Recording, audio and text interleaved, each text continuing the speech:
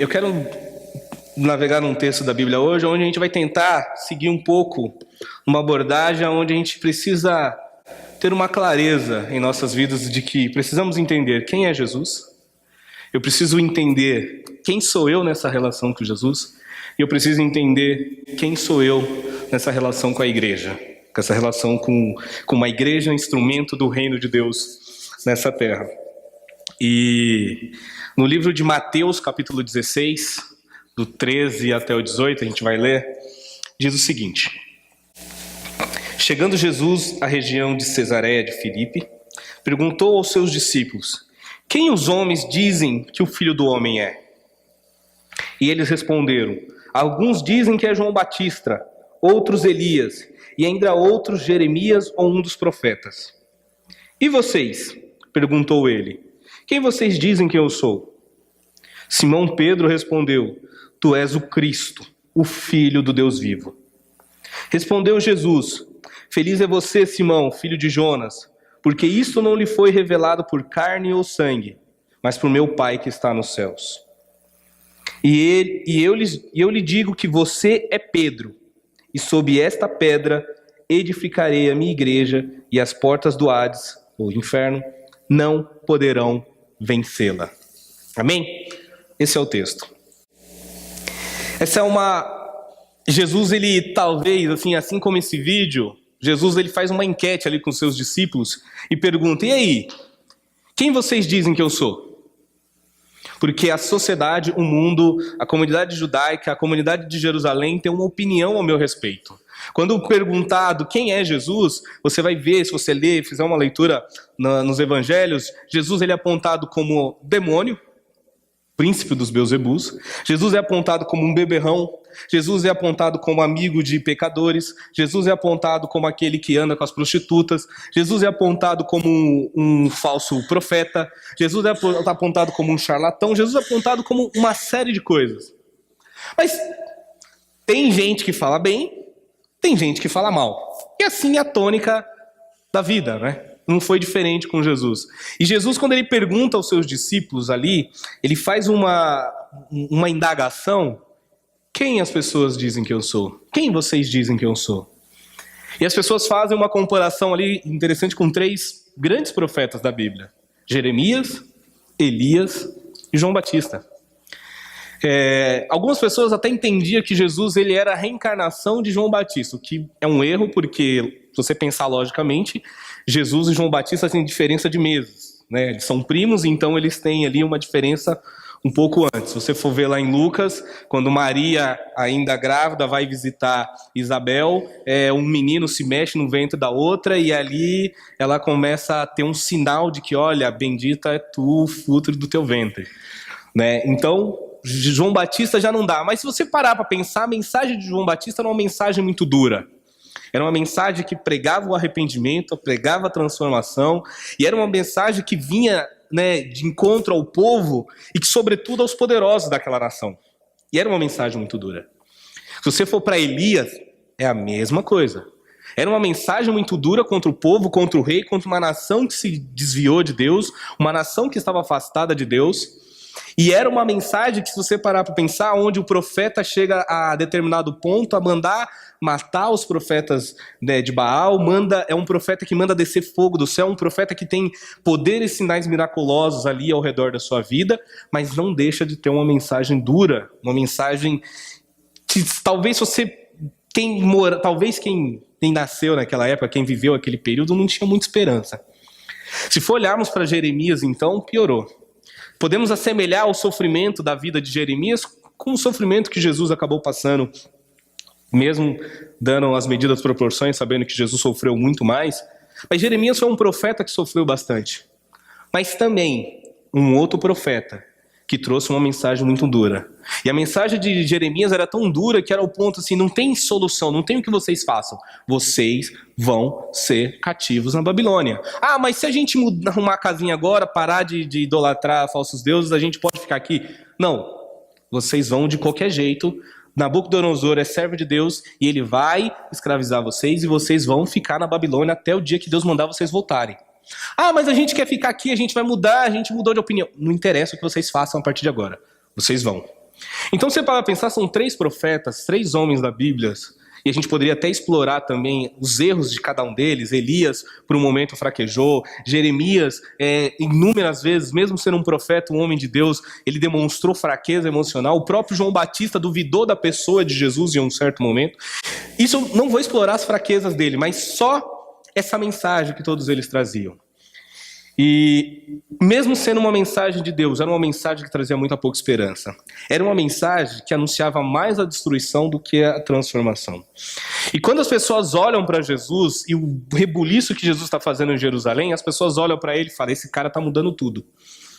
Esse cara é que nem Elias, esse cara é que nem Jeremias, esse cara é que nem João Batista, ele vai acabar com tudo. O que ele está dizendo que vai destruir o templo e vai reconstruir em 3 dias. Ele está dizendo que vai destruir o império, ele está dizendo que é um rei, filho de Deus. Esse cara vai destruir tudo. Só que, além dessa mensagem perturbadora que Jesus trazia, que Jesus incomodava as pessoas, tem uma outra mensagem, um plano de fundo que não dá para ser percebido somente com os atos que Jesus estava fazendo. Era uma mensagem que precisava de algo especial, de uma revelação especial, de uma transformação de dentro para fora. Que é o que Pedro encontra, e ali ele declara: tu és o Cristo, o Filho do Deus vivo. E essa expressão ela é carregada de conceitos, de história, de milagre, que a gente vai explorando ela aos poucos. Como cristão, por incrível como eu falei do vídeo, eu fui e sou muito apaixonado por esse negócio chamado igreja. Sempre fui, sempre gostei. Desde o dia que eu me converti, eu já tinha muito clareza que eu queria ser pastor, que eu queria liderar, que eu queria pregar, que eu queria ensinar. Mesmo não sabendo muita coisa, eu já tinha clareza que era isso que eu queria para minha vida. E eu tinha uma paixão e um amor muito grande por isso. Ainda tenho. Eu sei que esse tinha no passado, parece que acabou. Não, ainda tenho. Hoje eu tenho um pouco mais de trabalho. Vocês ouvem ao fundo o meu diálogo. Porém, eu fui muito apaixonado por igreja. Muito, muito, muito, muito, ao ponto de ser quase cegamente irracional para muitas coisas. De amar tanto igreja, de ter, falo com muita clareza, com muita convicção, que dentro de igrejas foi o lugar onde eu vivi as melhores coisas da minha vida, onde eu mais cresci, onde eu mais fui transformado, onde eu mais experimentei o amor e a graça de Deus, foi dentro de igrejas. Mas foi dentro da igreja também, onde eu vi o pior ser humano. Foi dentro da igreja também que eu mais me machuquei, que eu mais me senti sozinho e angustiado, que eu mais me senti traído e engranado. Foi dentro desse convívio, dessa relação dessa coisa que Deus instituiu e chamou de igreja, eclésia, né, como está no grego. E com o passar dos anos, eu me decepcionei bastante com muitas coisas. Ao ponto das pessoas olharem para mim e falarem assim: você está muito frio, né? Eu que venho de um contexto pentecostal, sou pentecostal, as pessoas não acreditam nisso, mas eu sou. Mas as pessoas falam e apontam e falam: você esfriou, você não é mais como era antes. E realmente eu mudei bastante. Penso que algumas coisas eu melhorei, algumas eu piorei, algumas eu evoluí bastante, outras eu dei uma estagnada e tenho plena consciência e certeza que eu preciso voltar a me engajar no projeto. Mas é neste local, esse é o enredo, esse é o ambiente que a gente vai discutir um pouquinho hoje. Igreja, cristão e quem é Jesus. E eu tive as minhas inúmeras experiências com igreja. Eu tive várias, muitas histórias, muitas coisas para contar. Mas também, se eu começar a contar as coisas que eu vivi também nesse contexto de igreja, é uma coisa muito dolorida. Hoje, quando as pessoas chegam para falar comigo, assim, eu percebo que as pessoas até se decepcionam um pouco. As pessoas chegam para falar: Edinho, eu tô indo numa igreja fulano de tal, pastor fulano de tal coisa. Aí eu, legal. Bacana. Isso. E eu não esboço muito uma reação muito boa, né? E aí eu percebo que as pessoas devem olhar para mim e falar assim: nossa, ele não Coitado, desviou, tá perdido. Mas não é, hoje eu tô, não sei se é a idade também, meu amadurecimento, alguma coisa que seja, mas hoje eu sempre fico com o pé atrás. Infelizmente, essa relação, sabe aquele amor, aquele prazer, aquela coisa que você se entrega loucamente, cegamente, hoje faz com que eu sempre fique com o pé atrás. Eu falo, vamos esperar. Vamos esperar. O tempo revela todas as coisas. Vamos esperar. Vamos ver se é tudo isso mesmo. Porque eu não acredito mais em conto de fadas, eu não acredito mais em super-homens, eu não acredito mais... Super-homem, eu ainda gosto de super-heróis. Eu não acredito mais em super-crentes. Eu tenho uma plena consciência de que esse vídeo demonstra que a relação entre os cristãos e o mundo, os cristãos e a igreja, é uma coisa bem complexa. E é uma coisa de qual nos desafia a cuidar, a sempre olhar para aquilo. E a sempre buscar um entendimento e buscar o que é melhor para nós e aquilo que Deus tem de melhor para as nossas vidas. Porque Ele é o foco, Ele é o centro de todas as coisas. Quando eu falo de igreja, e como eu falei, eu amo muito a igreja ainda, eu acredito muito na igreja, eu acredito que a igreja é um instrumento poderoso nas mãos de Deus para fazer a diferença neste mundo, se não um dos únicos, né, que Deus quer usar. Por exemplo, eu sou muito fã de um movimento chamado Morávios. Não sei se algumas pessoas, o pastor Maurício, que é das missões aí, deve conhecer bem os Irmãos Morávios. Se você puder um momento, quem estiver anotando, Irmãos Morávios. Conheço a história desse povo, eu sou extremamente fã deles, é uma inspiração para mim. E minha inspiração maior não é um homem. Tem gente que fala assim, eu gosto muito do John Wesley, eu gosto muito do Calvino, do Lutero, eu gosto muito de... Não, a minha grande inspiração nessa terra, nesse mundo que nós vivemos, além de Cristo, é um movimento chamado Igreja dos Irmãos Morávios. Então, num outro momento a gente pode falar sobre isso, mas eles são fantásticos. E nesse versículo 13, quando Jesus, né, ele faz uma simples pergunta que se torna a chave para desvendar um nível de relacionamento, de intimidade, de compreensão de Jesus, e bem como o nosso comprometimento espiritual. Quando Jesus pergunta, quando ele chega ali a Cesareia e pergunta aos discípulos, quem os homens dizem que o Filho do Homem é? Essa pergunta que Jesus faz, ele está ali entrando diretamente na vida espiritual dos discípulos, perguntando quem eles dizem que eu sou. E ele faz essa pergunta.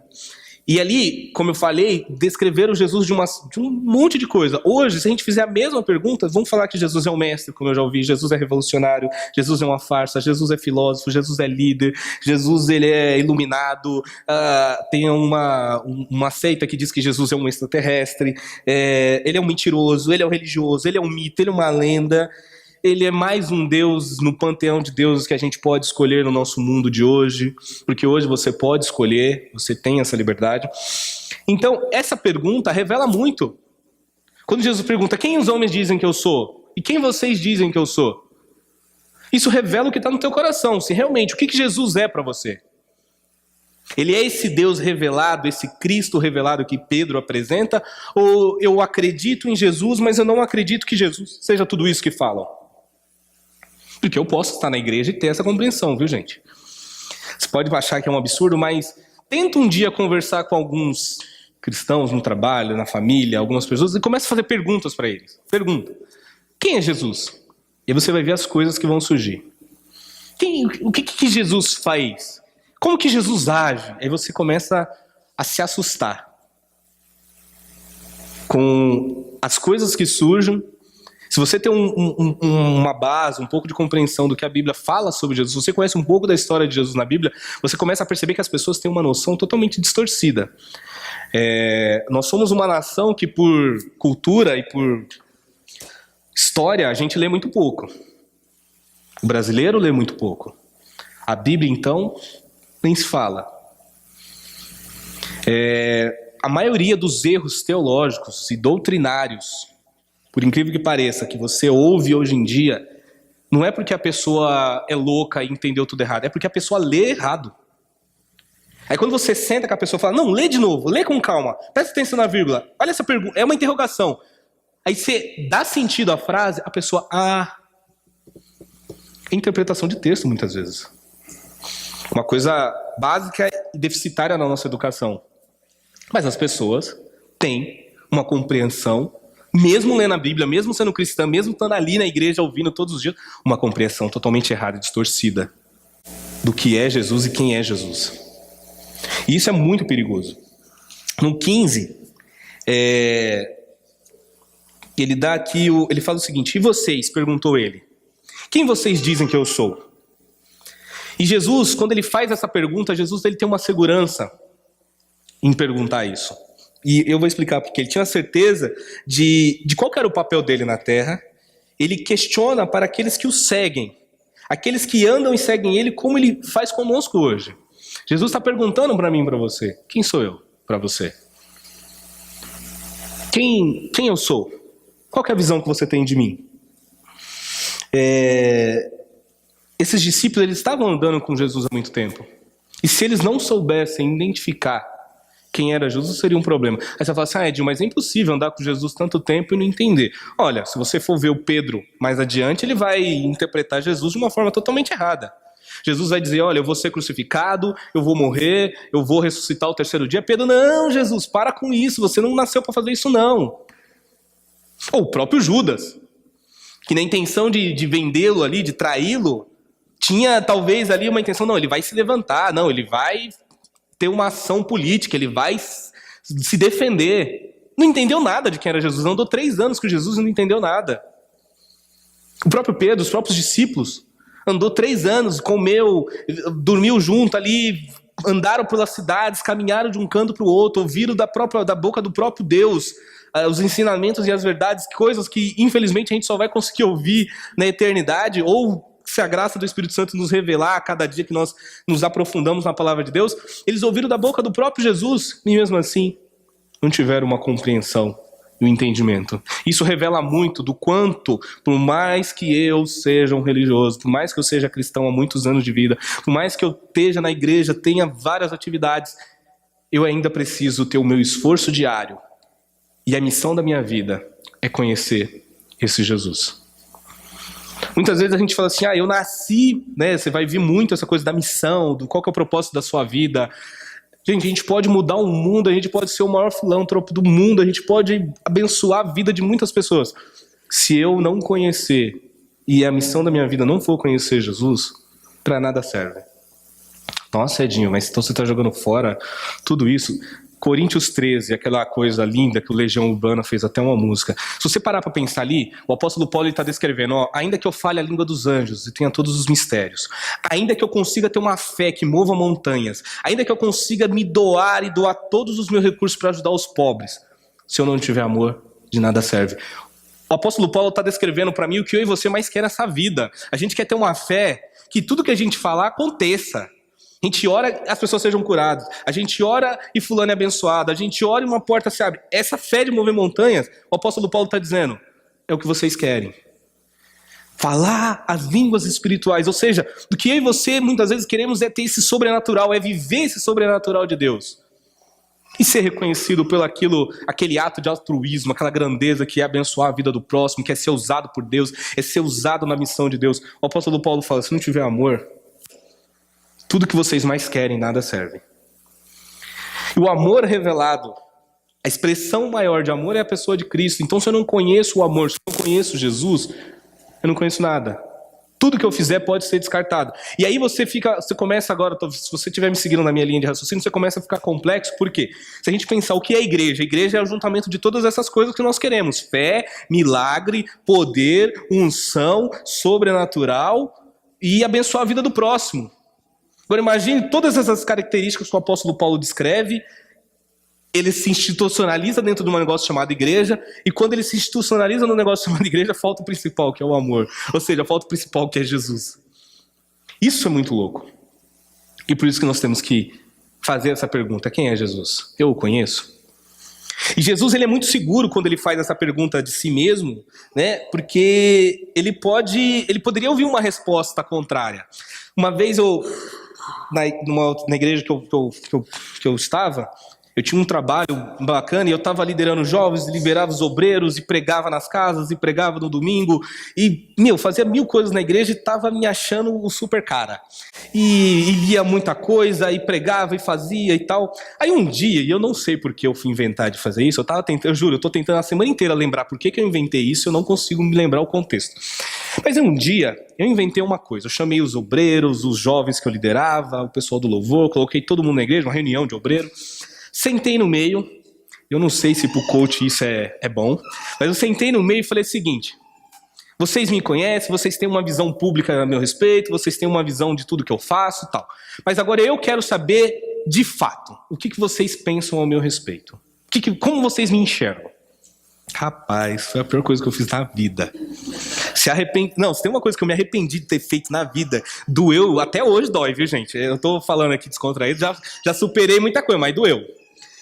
São pessoas que estão ali, até minha mãe falou de mim, gente, doeu.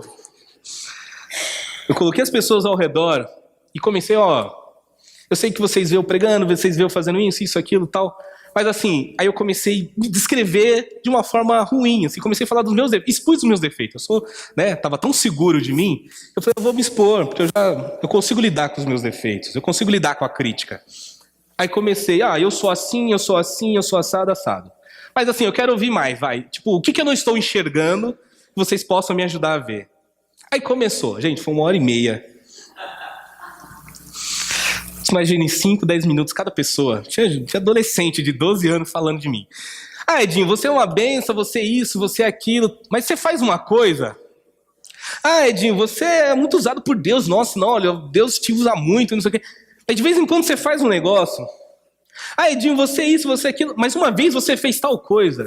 E aí foi. Aí teve gente que já aproveitou e veio na maldade, né? Eu falei, um dia eu me vingo, eu pensei na época, né? Mas doeu. Doeu saber a visão que as pessoas tinham a meu respeito. Olha, gente, eu não aconselho vocês a fazer isso com ninguém. Né? Não, sinceramente, eu não aconselho. Sentar e falar assim, fala, pode falar, abre o coração. E eu juro que eu não vou ficar com raiva de você, não vou levar pro lado pessoal. Eu vou...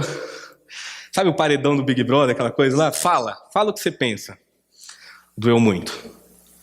E aí eu saí dali, orgulhoso, porque mais um dos defeitos que era o orgulho, saí dali orgulhoso, não, valeu gente, muito obrigado, olha, eu vou orar por esse defeito, muito é isso aí, a gente precisa ser sincero um com os outros, aí daí sair provocando, quem vai ser o próximo, semana que vem a gente faz isso de novo, vamos ver, e tal. Ninguém quis, eu fui o único, foi a primeira e a última vez aquilo, e saí daquele encontro e repensei, fiquei magoado com muita gente, fiquei ressentido com muitas pessoas por muito tempo, aí com o tempo fui liberando perdão, foi passando. Muitas coisas eu consegui realmente enxergar que falei, nossa, eu não acredito que eu faço esse tipo de coisa. Eu não acredito que eu sou esse tipo de pessoa. Muitas coisas eu tinha consciência que eu falei, realmente eu faço isso. E aí eu comecei a perceber que tinha coisas que eu não conseguia parar. Tinha defeitos na minha personalidade, no meu caráter, que eu não conseguia mudar. E aí eu comecei a entrar num aspecto de desespero. Eu comecei a perceber que por si só eu não consigo mudar. Por mais que eu me esforce, por mais que eu seja dedicado, por mais que eu me entregue às coisas de Deus, por mais que eu queira conhecer esse Jesus, sozinho eu não consigo. Tem um padre muito famoso que canta, é fortinho, bonitão, tal, que tá sempre na televisão falando, muito inteligente, eu sou muito fã dele, assim, sempre que eu escuto ele falar, eu aprendo algumas coisas com ele. Aí eu falei pra Tamires que eu não ia falar o nome dele, porque vai que ele ouve, essa pregação e me processa, sei lá. E ele é muito legal porque ele gosta de falar da graça, ele fala do amor, da bondade, do perdão, ele é totalmente o oposto dos pastores da televisão, que, nossa, é uma estratégia ali que eu julgo fantástica. Só que aí, quando as pessoas começam a perguntar um pouco mais, mas por que você realmente virou padre? Por que tão novo você se entregou para essa coisa, esse sacrifício todo? E aí a pessoa começa a deslizar da graça e começa assim, não, mas eu sempre fui uma pessoa tranquila. Eu nunca tive uma inclinação para as coisas, para as festas. Eu era diferente dos meus amigos. Eu não era igual a maioria dos jovens na minha época. Aí você começa a perceber que a pessoa está se enchendo de qualidades para dizer, tá vendo por que eu sou tão espiritual hoje? Eu não fui um traste.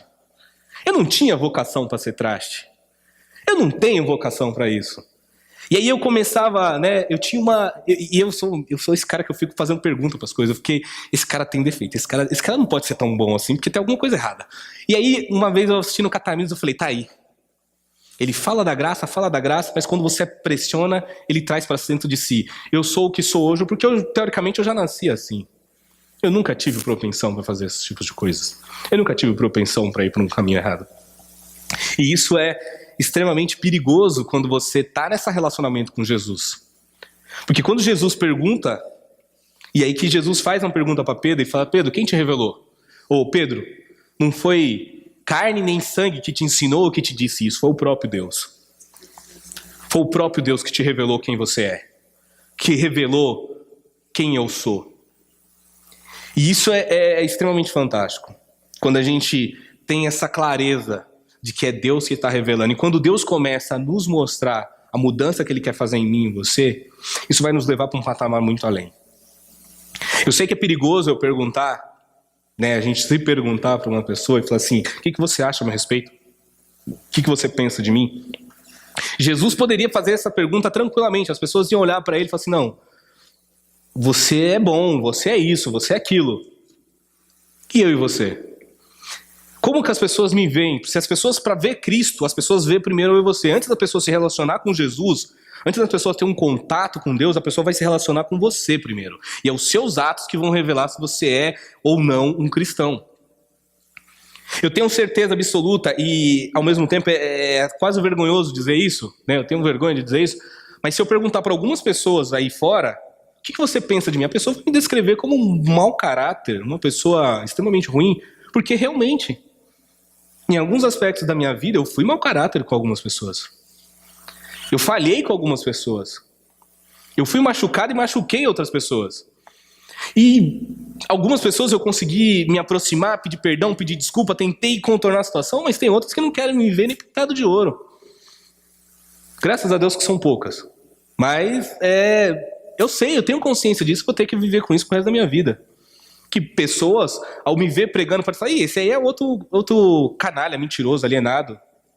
E eu sei que elas podem e devem falar isso. Mas foi uma marca que eu deixei lá atrás. E hoje, só com a ajuda do Espírito Santo para poder reverter. O pastor Rogério me conheceu, a pastora Vanessa me conheceram no meu processo de conversão.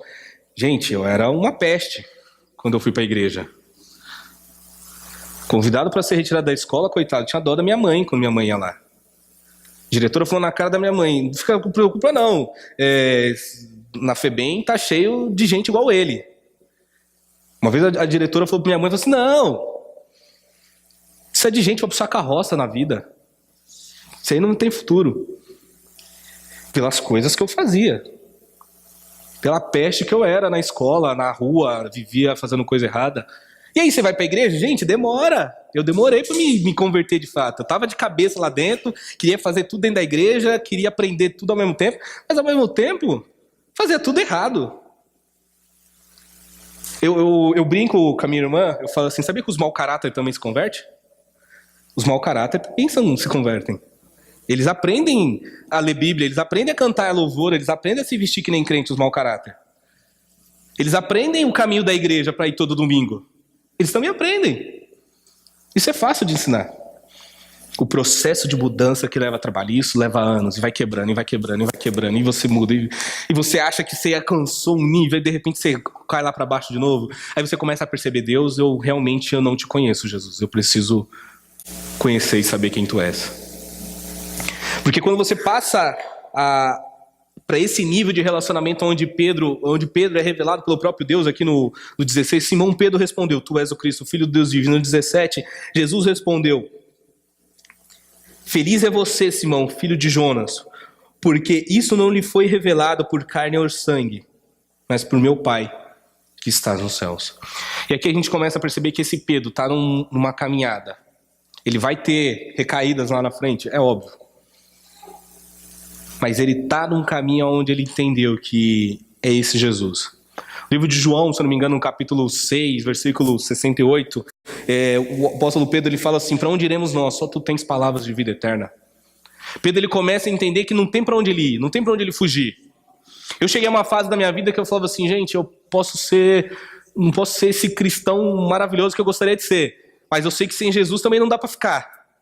Para o mundo não dá mais para voltar, não consigo mais apagar da minha memória que Ele é o Salvador, que Ele é a redenção. Eu consigo viver em sofrimento com o meu pecado, sabendo, pedindo pela graça e misericórdia de Deus para me ajudar. Mas abandonar Cristo e dizer Ele não existe, Ele é uma farsa, infelizmente eu não consigo mais. E graças a Deus por isso. E quando eu entendi que não tinha outro Deus para mim, não tem outra revelação, não tem outro ensinamento, não tem outro que possa me salvar, é só Ele. Eu falei, pronto. Ele é o caminho. A questão é como se eu vou conseguir chegar até lá. E aí, toda vez que eu tentei ir, eu me perdi. Aí, quando ele estende a mão e fala, vem. Lembra da pregação que eu falei sobre as águas? Quando ele estende a mão, aí você consegue andar. Quando ele ilumina o caminho, você consegue ir. É isso. É uma vida com Deus, não tem para onde eu ir. Para conhecer, para entender, para viver essa revelação e para se tornar aquilo que Jesus vai dizer aqui na frente, eu lhe digo que você é Pedro. E sobre esta rocha eu edificarei a minha igreja, as portas do inferno não prevalecerão. Para se tornar rocha, para se tornar uma base da igreja de Cristo, é só Ele transformando, é só Ele revelando, é só Ele fazendo. Me desculpa se até agora, não sei, você achou que era você que veio até aqui, que você que é uma boa pessoa, que você que tem um coração melhor que os seus familiares, você que é melhor que o seu esposo, você que é melhor que os seus pais. Não. Se eu estou aqui, se nós estamos aqui, é porque Cristo tem nos trazido até aqui e tem apostado em nós, tem acreditado em nós. Essa é uma das coisas que nós precisamos buscar a cada dia. Esse Cristo. A gente, nesse mundo que a gente vive, a gente, infelizmente, cai num perigo que tem um sociólogo, o Zygmunt Bauman, que ele chama de um negócio chamado modernidade líquida, que é quando você sai de uma sociedade moderna, ou seja, uma sociedade onde tudo é rígido, onde as relações não se mudam, onde as tradições permanecem, têm força, onde a lei, a ética, o rigor são muito, muito enraizados na sociedade, e você muda para um padrão de sociedade onde tudo é fluido, onde as coisas podem ou não podem ser, onde as verdades são relativas. A gente vive muito isso. E eu vou ler um trecho aqui que fala assim: cada pessoa urbana considera-se, sob certo aspecto, um centro irradiador da fé. Assim, cada um decide inadvertidamente quais serão os seus valores, as suas crenças, as suas preferências, sem a ajuda de nenhum referencial eclesial, institucional ou familiar. Cada um constrói a sua própria religião e segue a sua religião institucional, naqueles pontos que lhe dizem respeito e lhe são interessantes, gratificantes. A partir daí, cria-se pequenos grupos, gangues, tribos ou corporações com ênfase comuns.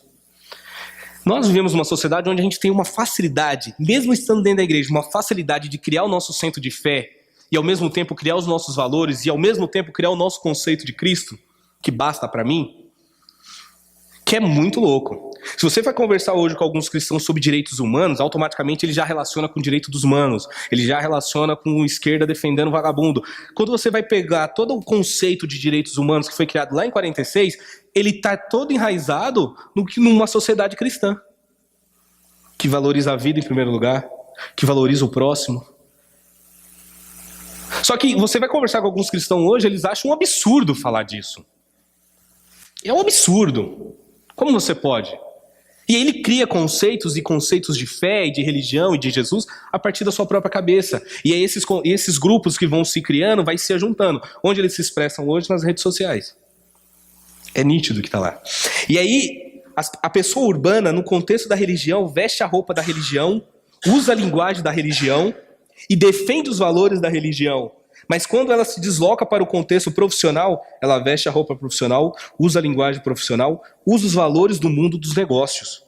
É o que Zygmunt Bauman chama de polidamente a vida fragmentada, enquanto outros sociólogos vão chamar de esquizofrenia social. Recentemente eu estava conversando com um amigo que é empresário, que ele falava o seguinte: não, eu oro, eu peço para Deus abençoar, eu faço tudo lá certinho, mas não dá para pagar os impostos corretamente. É impossível. Não dá para me dar o salário justo pro meu funcionário, senão eu não tenho lucro. Aí você fala assim, não, peraí. Eu visto a roupa da igreja, eu visto a roupa da religião, eu visto a roupa da igreja no domingo. Mas quando chega na segunda-feira, eu tiro a roupa da igreja, ponho aquilo lá, ponho a roupa do empresário e falo assim, não vou sonegar imposto, vou pagar o mínimo necessário possível pro meu funcionário para poder lucrar mais. E essa é a vida. Aí você tira a roupa dos negócios, chega no campo de futebol, põe a roupa do campo de futebol e aí você se transforma num monstro. Aí você tira a roupa do campo de futebol, vai se relacionar com os amigos que não é crente. Aí você põe a roupa dos amigos não crentes. Aí você fala besteira, a gente troca coisa no WhatsApp, a gente dá risada do outro, a gente fala... Aí você tira essa roupa do amigo social, aí você vai falar com os amigos da igreja. Lá no Domus na semana. Aí a gente põe a outra roupa, aí a gente muda o nosso linguajar. Aí a gente começa a falar de um jeito polidamente diferente, falando, irmão, Deus abençoe e tal. Isso é o cristão hoje. Todos nós estamos tentados a viver dessa forma, na sociedade que nós vivemos. É muito difícil ser cristão, a mesma atitude cristã em todas as áreas da nossa vida, em todos os aspectos da nossa vida. E se você tentar, você vai ver que é uma luta. Mas se você observar, você vai ver o quanto nós temos falhado. E aí é quando a pessoa vai olhar para mim, para você, e se você perguntar quem sou eu, ou como você vê Cristo em mim, a pessoa fala, então, de domingo você é cristão, mas durante a semana, mas no trabalho você é meio carrasco com as pessoas. Lá você passa por cima, você não tem humildade nenhuma. Você é isso, no futebol você é dessa vez. Na reunião de família você se acha melhor que todo mundo. E aí as pessoas começam a te descrever. Porque é isso, é uma roupa que nós vestimos. E Jesus fala, eu não quero uma roupa, eu quero que vocês sejam uma rocha. Uma coisa firme, uma coisa estática, uma coisa estabelecida, um padrão que não muda, inalterável, incorruptível. Nem o tempo faz mudar a rocha. Então, é isso que eu quero de vocês. Em todos os contextos, vocês sejam os mesmos. Isso é extremamente difícil. Quando a gente vai para esse aspecto, por que eu preciso ser uma rocha? E eu já vou encerrando. Por que eu preciso ser rocha? Por isso que o tema da pregação é sobre rochas. É sobre eu e você. É eu e você que precisamos conhecer esse Jesus. É eu e você que precisamos conhecer como anda o nosso relacionamento com esse Jesus. É eu e você que precisamos ter clareza de como as pessoas enxergam o nosso relacionamento com Jesus e como esse relacionamento está aí espalhado com as outras pessoas. Tudo isso que eu estou falando é o que tem sido pregado aqui na igreja, é reino de Deus. Como que o reino está se manifestando? Como que o reino está se expandindo? E um reino, para avançar, precisa de embaixadores, precisa de pessoas, precisa de conquistadores, precisa de pessoas que vão. E essas pessoas somos eu e você. E quando Jesus usa aqui, eu lhes digo no último versículo 18, eu lhe digo que você é pedra, e sob esta pedra edificarei a minha igreja, e as portas do Hade não poderão vencê-la. A metáfora aqui utilizada é de dois reinos em guerra. Na antiguidade, as cidades eram fortificadas com altas muralhas e portas firmes. Você já viu esses filmes de época, Game of Thrones, essas coisas todas. Para que durante os ataques sofridos possam resistir firmemente. Então essa é a metáfora que Jesus está usando. Onde se encontra a igreja verdadeira? Talvez essa seja uma pergunta que todos nós temos. Nas denominações evangélicas pentecostais? Nas neopentecostais? Nas históricas e reformadas? Sim. Nas comunidades? Sim. Nos grupos? Sim. E onde se encontra a não igreja verdadeira? Nas denominações evangélicas? Sim. Nas neopentecostais? Sim. Nas pentecostais? Sim. Nas históricas? Sim. Nas comunidades? Sim. Nos grupos? Sim.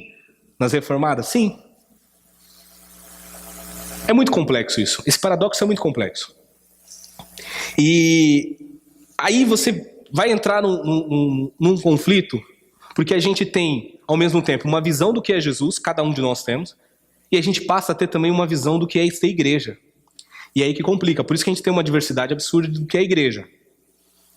Eu costumava dizer que, eu ouvi uma vez um pastor dizendo que ele falava assim, que o problema, a diferença entre a igreja católica e a igreja evangélica é que a católica só tem um papa, a evangélica tem milhares, né? E aí eles disputam muito entre eles. Mas é um pouco isso, né? E a gente não tem uma definição, eu acho que a gente não vai chegar numa definição do que é ter uma igreja. Mas isso não nos isenta de buscar o que é melhor a partir dos parâmetros que Deus apresenta na palavra de Deus. E aí a gente consegue pensar algumas coisas, alguns detalhes eu vou colocar aqui, poderia passar o dia colocando coisas aqui, mas a igreja de Cristo é composta por aqueles que nasceram de novo. Então o que é uma igreja verdadeira? São pessoas que nasceram de novo, são pessoas que estão em processo de transformação de caráter, então pessoas que estão em processo de dizer, olha, eu era um canalha como Jacó, mas agora eu quero ser uma bênção, eu quero ser Israel, eu quero mudar. Eu era aquela pessoa que as pessoas só tinham uma visão ruim, agora eu quero que as pessoas tenham uma visão boa a respeito de mim também. Então, igreja é um lugar onde pessoas nascem de novo. Uma igreja verdadeira é um lugar onde pessoas que nasceram novamente. Uma igreja, e isso você vê lá em João 3, né, quando Jesus traz aquele contexto de Nicodemos. A verdadeira igreja é composta pelos amigos de Jesus. Jesus, ele chega um momento que ele fala para os seus discípulos, olha, eu não vou mais falar para vocês lá em João 15. Agora eu revelo para vocês porque vocês são meus amigos. A intimidade, a aproximação. Há um relacionamento pessoal, não mais um relacionamento servil, onde eu mando e vocês só obedecem. Há um relacionamento escravizador que a religião impõe. Jesus fala, não, vocês são meus amigos. Há um relacionamento pessoal aqui. A verdadeira igreja vive em unidade. A verdadeira igreja vive em amor. A verdadeira igreja vive e busca a santidade, luta por isso. Né? Uma frase que eu gosto muito que é assim, eu não sou santo tentando ser pecador, é o contrário, eu sou um pecador que a muito custo está tentando ser santo. Porque eu nasci pecador, vou morrer pecador. Mas a santidade por meio de Cristo é que me transforma e que me garante, crendo em Jesus Cristo, obedecendo a Jesus Cristo, que me garante a salvação. É o meu advogado fiel, como a Bíblia diz. Então, a verdadeira igreja vive em santidade, a verdadeira igreja vive para a glória de Deus. E todos os que vivem nela, eles buscam experiências características acima descrita. A verdadeira igreja coloca Cristo, entroniza Cristo como o seu alvo principal e a sua busca absoluta. Então, conhecer Jesus, conhecer o nosso relacionamento com Jesus, conhecer o relacionamento que as pessoas percebem que nós temos com Jesus, vai refletir numa coisa chamada igreja. E tudo isso vai estar um pouco embasado nessas características, porque as pessoas vão ver, olha, é uma pessoa que nasceu de novo, é uma pessoa que vive unidade, é uma pessoa que vive em amor, é uma pessoa que vive buscando a melhora do próximo, é uma pessoa que vive em humildade, é uma pessoa que vive em constante busca pela transformação e redenção. E isso está estabelecido nessa rocha. Isso que Pedro experimenta, e Jesus vira para Pedro e fala assim, ó, agora que você conseguiu entender a relação que eu tenho com Deus, a relação que vocês têm comigo, agora que você percebeu, Pedro, que eu sou Deus, que eu sou aquilo anunciado pelos profetas desde Gênesis, que eu sou aquele que vai pisar na cabeça da serpente, eu sou aquele que Moisés falou que ia se levantar um profeta como ele, eu sou aquele que Jeremias profetizou, aquele que Elias profetizou, eu sou o cumprimento da promessa, eu sou a redenção, eu sou a mensagem que, além do que João Batista, Elias e Jeremias falou de destruição, eu sou aquele que destrói, mas também sou aquele que reconstrói, eu sou aquele que anuncia coisas novas, as boas novas, eu sou a redenção. Eu sou o caminho, a verdade e a vida. Agora que você entendeu isso, Pedro, eu posso edificar minha igreja sobre você. Porque as pessoas vão ver isso por meio de você. Amém? Complexo, né? Pra gente, né? Tem coragem de sair amanhã e perguntar para as pessoas o que elas estão vendo? É difícil, gente. Minha própria mãe, que diz que me ama, que morreria por mim. Dói. Sou Danilo. E aí, mãe? Quer perguntar? Já pensou? Eu quero que você saia com essa pergunta.